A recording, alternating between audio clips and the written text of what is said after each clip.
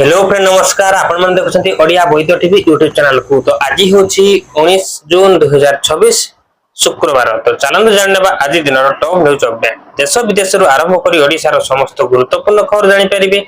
सेति पई आपण मन को अनुरोध वीडियो को शेष पर्यंत निश्चय देखिबे, चैनल को सब्सक्राइब करिबे जहा द्वारा जेबे भी जेकोसी लेटेस्ट सूचना सर्वप्रथम हम चैनल माध्यम रे पाई परिबे। तो चलंतु ना आउ देरी न करी संपूर्ण खबर पर नजर पकाइबा। वर्तमान जा सूचना मिलुची मास शेष को लघुचाप सबड़ हम मौसुमी। सूचना अनुसार जून शेष आड़ को ओडिशा रे दक्षिण पश्चिम मौसुमी वायु संपूर्ण भाव सक्रिय हम। कारण 28 रु 30 तारिख मध्य उत्तर बंगोपसागर वायुमंडलीय चाप परिवर्तन घटी एक लघुचाप बलय सृष्टि होवार संकेत मिलुछि। जदिओ यह केते घनीभूत हो से नहीं संपूर्ण स्पष्टता आसी नहीं, तथापि जून शेष सप्ताह आड़ को ओडिशा रे चलिथिबा दुर्बल मौसुमी पाग बदली एक सक्रिय वर्षा पर्याय आरंभ हवा नहीं मध्यम आशा रही बोली कहते पाणीपाग विशेषज्ञ सूर्यनाथ पशुपालक। वर्तमान जहाँ सूचना मिली बड़का काठ को नहीं विवाद 4 घंटा बंद रहा रथ काम। सूचना अनुसार रथ निर्माण बाहर बड़का काठ को नहीं विवाद सृष्टि होती। रथ गढ़ुवा सेवक मैंने बड़ी गढ़ुवा काठ को यही भाव नहीं आसुँच। मात्र किछि वर्ष है रथ निर्माण लगी काठ अभाव जनित समस्या दूर पर चलित वर्ष खेरी किछिटा कांट छाट लगा जायछि। श्रीमंदिर प्रशासन रथ कड़ा कटा हवा पर बड़ी पड़ुवा 4 फुट लंब और 3 फुट अधिक गाले विशिष्ट काठ श्रीमंदिर प्रशासन को महाराणा माने धार्य मूल्य विनिमय हस्तांतर करेंगे बोली नोटिस करिसेंति। वर्तमान सूचना मिली 14 वर्ष शिखिले कोडिंग कॉलेज छात्र तैयारी कले कंपनी। सूचना अनुसार कोडिंग शिक्षार इच्छा बदलाई देला भाग्य ना चाकरी करछंती किंबा पूरा करछंती डिग्री। 21 वर्ष रे कॉलेज छाडिले मात्र 25 वर्ष बयस रे हेले 50,000 कोटी टंकार मालिक। सेक्सर 60 बिलियन डॉलर चुक्ति राताराती बदलाई देला भाग्य। एबे चर्चा रे भारतीय अमेरिकी उद्योगी अमन सांगेर जहांकर एआई कोडिंग कंपनी कोर्स रो पैरेंट कंपनी को किनिछि एलन मस्क स्पेसएक्स।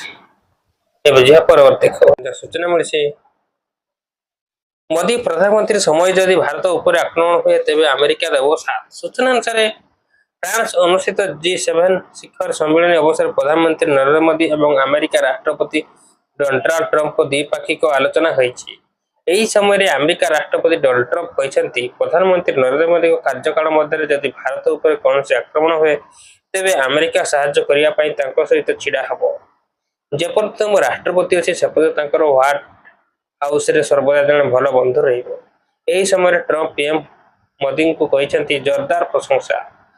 जे पर्यंत मोदी नेता अछंती भारत प्रत्येक क्षेत्र में प्रमुख भूमिका ग्रहण करिबो। से जने शांत और शक्तिशाली नेता किंतु मु तांकर परि नहे। एबे जे पर सूचना मिली प्रबल खरा जो सकाळ स्कूल। सूचना अनुसार प्रबल खरा और असह्य गुड़गुड़ी जनजीवन अस्तव्यस्त कर देछि। ओडिशा रे अनेक जिल्ला रे पारद 40 रु 50 डिग्री ऊपर उच्च आर्द्रता जो स्थिति आहरी सांघातिक होइछि। एभली स्थिति छात्र छात्री प्रचंड ताती रक्षा करने विभिन्न जिला प्रशासन पक्षर स्कूल खोलवा निष्पत्ति रे बड़ परिवर्तन कर पूर्ण निर्देश अनुसार रज पर्व पर स्कूल गुड़िक खोलिबार थिला। मात्र पाणीपाग प्रतिकूल अवस्था को देखि प्रशासन बड़ निष्पत्ति नेछि। सुवर्णपुर सोनपुर जिला पर एवं अनुगुल जिला प्रशासन मध्य स्कूल छुट्टी बढ़ाया बाध्य होइछि। सूचना मिली राज्य में कुड़िया शिल्प प्रकल्प मंजूर 76,000 टंकार पुंजी निवेश। सूचना अनुसार राज्य में आउ कुड़िया शिल्प प्रकल्प मंजूरी मिली 9टी जिले में यही शिल्प प्रकल्प हम। ए 76,000 कोटी रु अधिक टका पुंजीनिवेश रही है। 50,000 रु अधिक नियुक्ति सुजोग सृष्टि हो। मुख्यमंत्री मोहन चरण माझी अध्यक्षतार अनुष्ठित HLCA बैठक में यही अनुमोदन मिली।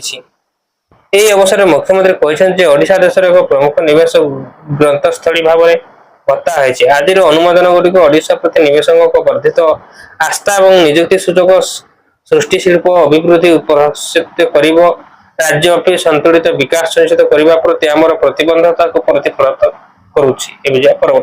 सूचना मिली साइबर अपराधर हेल्पलाइन 1930 समीक्षा कले अमित शाह। सूचना अनुसार केंद्र गृह तथा समवाय मंत्री अमित शाह नवा दिल्ली रे एक उच्च स्तरीय बैठक में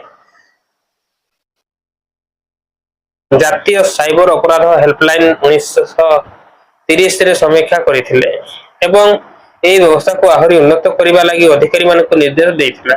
ଏହି ବୈଠକରେ ସାଇବର ଅପରାଧୀ ବିଶେଷ କରି ସାଇବର ଆର୍ଥିକ ଠକେଇମାନଙ୍କୁ ନାଗରିକମାନଙ୍କୁ ତୁରନ୍ତ ଆଶ୍ୱସ୍ତି ପ୍ରଦାନ କରିବା ପାଇଁ ସ୍ଥାପିତ ବିଭିନ୍ନ ନାଗରିକ କେନ୍ଦ୍ରିକ ବ୍ୟବସ୍ଥା ମଧ୍ୟ ସମୀକ୍ଷା କରାଯାଇଥିଲା। ପରବର୍ତ୍ତୀ ସୂଚନା ମିଳୁଛି 6 ଟଙ୍କାରେ ବ୍ୟାଗ୍ ପାଇଁ ବାଟା ଗଣିବ 10,000 ଟଙ୍କା ଫାଇନ। ସୂଚନା ଅନୁସାରେ 6 ଟଙ୍କାରେ ପେପର ବ୍ୟାଗ୍ ପାଇଁ ଜୋତା କମ୍ପାନୀ ବାଟା ଗଣିବ 10,000 ଟଙ୍କାର ଦଣ୍ଡ।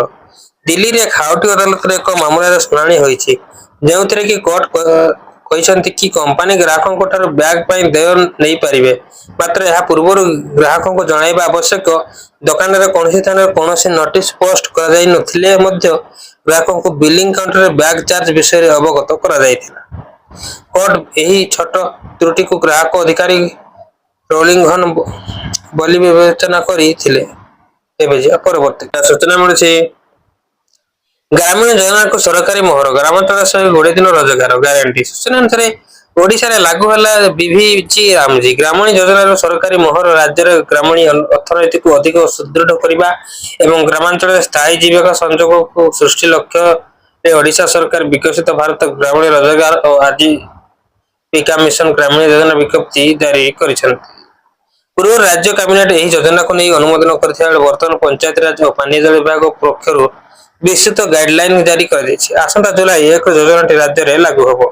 ଏବେ ପରବର୍ତ୍ତୀ ଖବର ସୂଚନା ମିଳିଛି ଭୁବନେଶ୍ୱରକୁ ଜଗିଛି ଅଦୃଶ୍ୟ ଶକ୍ତି। ସୂଚନା ଅନୁସାରେ ଭୁବନେଶ୍ୱରବାସୀ ବର୍ଷାକୁ ଚାହିଁ ଚାହିଁ ନିରାଶ। ଆକାଶରେ ମେଘ ଆସିଛି, ପବନ ବଢୁଛି, ବର୍ଷା ହେବ ବୋଲି ଆଶା ଜାଗୁଛି, କିନ୍ତୁ ଠିକ ସେତିକି ବେଳେ ମେଘ ଉଦ୍ଭାବନ ହୋଇଯାଇଛି। ମୌସୁମୀ ଉପକୂଳ ଓଡ଼ିଶାକୁ ଛୁଇଁଥିଲେ ମଧ୍ୟ ରାଜଧାନୀରେ ବର୍ଷାରେ ଦେଖା ନାହିଁ, ବରଂ ତାତି ଓ ଗୁଳୁଗୁଳି ଦିନକୁ ଦିନ ବଢୁଛି। ତେବେ ଭୁବନେଶ୍ୱରରେ ବର୍ଷାକୁ କିଏ ଅଟକାଉଛି? କାହିଁକି ସହର ସୀମାରେ ମେଘ ଆସି ଫେରି ଯାଉଛି? ବିଶେଷଜ୍ଞମାନେ ଏହା ପଛରେ ଦେଖାଉଛନ୍ତି ଏକ ଅଦୃଶ୍ୟ ଉତ୍ତପ୍ତ ବଳୟର ପ୍ରଭାବ।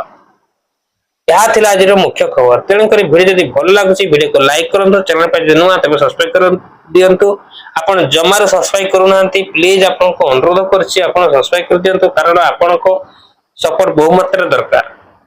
ରହୁଛି ଜୟ ଜଗନ୍ନାଥ, ଜୟ ମାତା। ରିପୋର୍ଟ ଓଡ଼ିଆ ବୈଦ।